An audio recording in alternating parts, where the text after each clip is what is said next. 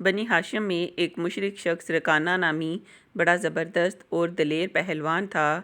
اس کا ریکارڈ تھا کہ اسے کسی نے نہ گرایا تھا۔ وہ ایک جنگل میں، جسے عزم کہتے تھے، رہا کرتا تھا، بکریاں چراتا تھا اور بڑا ہی مالدار تھا۔ ایک دن حضور صلی اللہ علیہ وآلہ وسلم اکیلے اس طرف جا نکلے۔ رکانہ نے آپ کو دیکھا تو آپ کے پاس آ کر کہنے لگا، اے محمد، تو ہی وہ ہے جو ہمارے لات و عزیٰ کی توہین اور تقہیر کرتا ہے اور اپنے ایک خدا کی بڑائی بیان کرتا ہے۔ اگر میرا تجھ سے تعلق رحمی نہ ہوتا تو آج میں تجھے مار ڈالتا۔ آ میرے ساتھ کشتی کر، تو اپنے خدا کو پکار اور میں اپنے لات و عزیٰ کو پکارتا ہوں، دیکھیں تو تمہارے خدا میں کتنی طاقت ہے۔ حضور نے فرمایا، رکانہ، اگر کشتی ہی کرنا ہے تو چل، میں تیار ہوں۔ رکانہ یہ جواب سن کر اول تو حیران ہوا اور پھر بڑے غرور کے ساتھ مقابلے میں کھڑا ہو گیا۔ حضور صلی اللہ علیہ وآلہ وسلم نے پہلی ہی جھپٹ میں اسے گرا لیا اور اس کے سینے پر بیٹھ گئے۔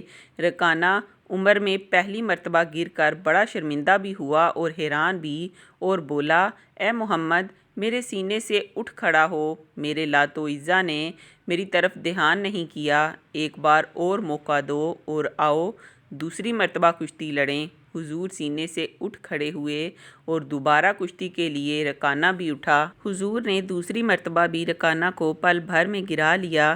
رکانہ نے کہا، اے محمد، معلوم ہوتا ہے کہ آج میرا لات و عزیٰ مجھ پر ناراض ہے اور تمہارا خدا تیری مدد کر رہا ہے۔ خیر، ایک مرتبہ اور آؤ، اب کی دفعہ لات و عزیٰ ضرور میری مدد کریں گے۔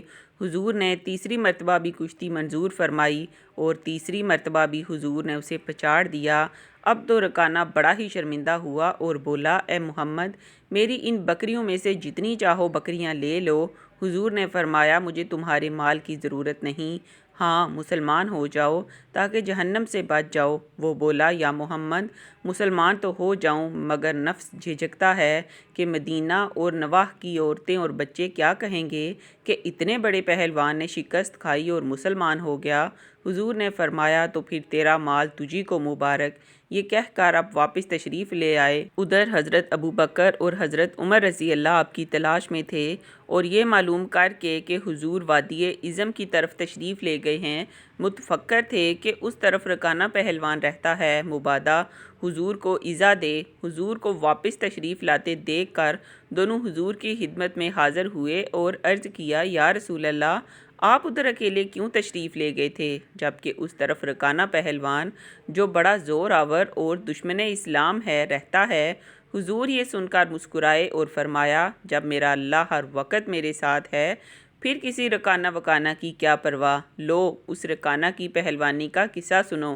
چنانچہ حضور نے سارا قصہ سنایا۔ صدیق اور فاروق سن سن کر خوش ہونے لگے اور عرض کیا، حضور، وہ تو ایسا پہلوان تھا کہ آج تک اسے کسی نے نہ گرایا تھا، اسے گرانا اللہ کے رسول ہی کا کام ہے۔